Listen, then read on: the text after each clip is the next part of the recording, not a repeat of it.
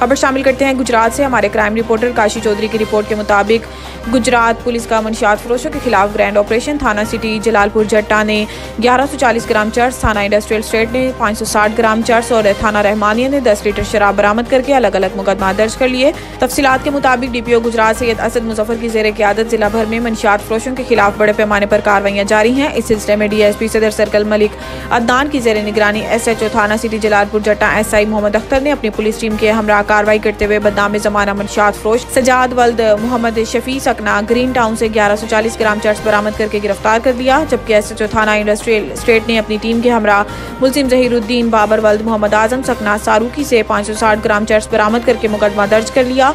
SHO थाना रहमानिया ने अपनी टीम के हमरा मुल्जिम सारूकी से 560 ग्राम चर्स बरामद करके मुकदमा दर्ज कर लिया। SHO थाना रहमानिया ने अपनी टीम के हमरा मुल्जिम अकराम हुसैन वल्द नज़ीर अहमद सकना धूल खुर्द से 10 लीटर शराब बरामद करके मुकदमा दर्ज कर लिया।